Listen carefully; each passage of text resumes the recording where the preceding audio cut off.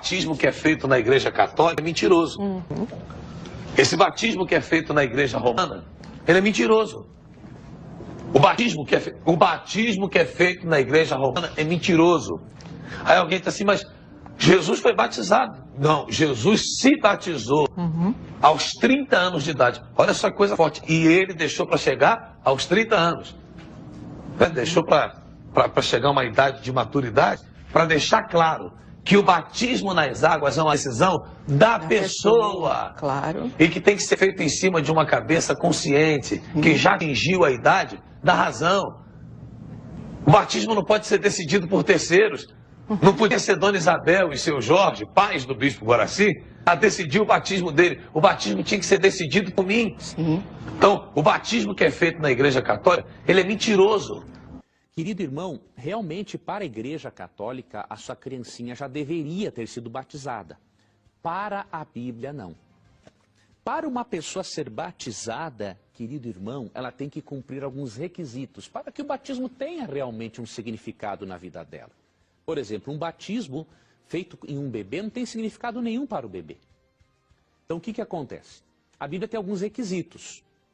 Primeiro, em Atos 2, 37 e 38, quando Pedro pregou, falou com uma multidão de pessoas que havia tomado parte no sacrifício de Cristo, depois que eles sentiram o peso da culpa, eles perguntaram assim para Pedro: e nós o que faremos? E Pedro disse assim: arrependei-vos e cada um de vós seja batizado em nome de Jesus Cristo para perdão dos pecados e recebereis o dom do Espírito Santo. Veja, qual foi o requisito para eles serem batizados? Arrependimento.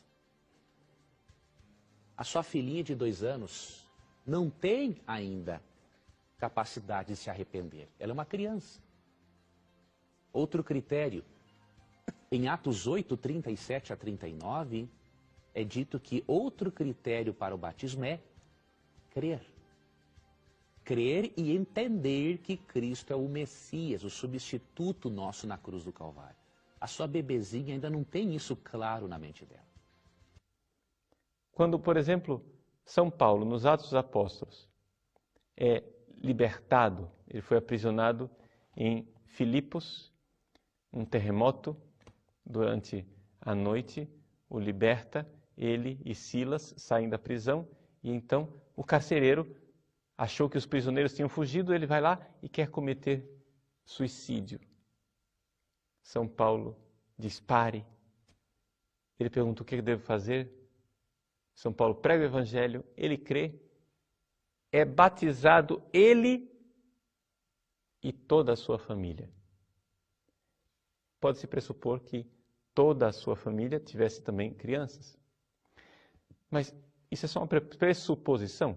Mas veja que a conversão do carcereiro e toda a sua família indica um princípio muito importante e interessante da sociedade antiga. Quando o pater familias, o pai da família, se convertia, geralmente a família inteira se convertia. E aqui, então, nós vemos atestado na Bíblia uma prática da igreja.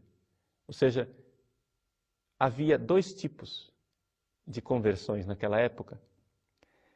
As conversões de pessoas individuais e as conversões de famílias inteiras. Ora, uma vez que uma família inteira se converteu, aí nós temos então o pressuposto para aquilo que nós temos hoje, que é famílias católicas terminam com filhos católicos, batizando seus filhos desde cedo. Então, por que é que Jesus foi batizado adulto? Bom, aqui nós estamos diante de outro problema. O batismo de Jesus não é igual ao nosso batismo. O batismo de Jesus foi ao mesmo tempo mais do que o nosso batismo e ao mesmo tempo menos do que o nosso batismo. Ele foi menos do que o nosso batismo, porque aquele lá era o batismo de João, um batismo que era só para penitência, para conversão, mas não tornava as pessoas filhos de Deus. Por isso o batismo de João era menos do que o nosso. E o batismo de Jesus foi mais do que o nosso, porque ali Jesus recebeu uma unção especial e uma efusão do Espírito Santo, que foi derramada sobre ele de uma forma extraordinária, muito maior do que a unção que nós recebemos. Então o batismo de Jesus é algo muito especial. Jesus não é o parâmetro para isso. O que nós precisamos olhar é a praxis da igreja. Jesus disse que não abandonaria a sua igreja. Eis que estarei convosco todos os dias até o fim dos tempos. Então ele não vai nos abandonar. Ele está com a sua igreja. E a igreja que pratica a mesma coisa há 2000 anos, das duas uma. Ou ela errou numa matéria muito grave, como é o batismo, e Jesus a abandonou, ou então ela é a igreja verdadeira e continua fazendo aquilo que Jesus quer que ela faça. Como Jesus é fiel a si mesmo, e ele não pode se trair, eu acho que ele não abandonou a igreja. Não somente acho, tenho certeza. Por isso, vamos seguir aquele versículo do Evangelho, onde o próprio Jesus diz: deixai vir a mim as criancinhas. Que o batismo das nossas crianças seja isto. Então, em primeiro lugar, a igreja já batizava as crianças antes que o cânon do Novo Testamento estivesse estabelecido. Deixa eu explicar essa frase. Você sabe que existem 27 livros no Novo Testamento. Esses 27 livros são idênticos com um dos protestantes. Começa com Mateus, termina com Apocalipse. Estamos de acordo. Não tem briga nenhuma sobre os 27 livros do Novo Testamento. Esses 27 livros do Novo Testamento, que estão lá, eles não foram escritos juntos, encadernados, editados, publicados e vendidos ao mesmo tempo. Não. A igreja durante 2 séculos, a igreja viveu num momento de decisão para, inspirada por Deus, sim, porque Deus inspirou os 27 livros do Novo Testamento. Deus inspirava enquanto aqueles apóstolos falavam, mas de nada adiantaria Deus inspirar os apóstolos que falam através dos livros, se Deus não inspirasse a igreja que ouve aqueles livros. Deus inspira quem fala, Deus inspira quem ouve. Então Deus inspirou também os nossos bispos, inspirou também os papas, para discernir quais daqueles livros eram falsos.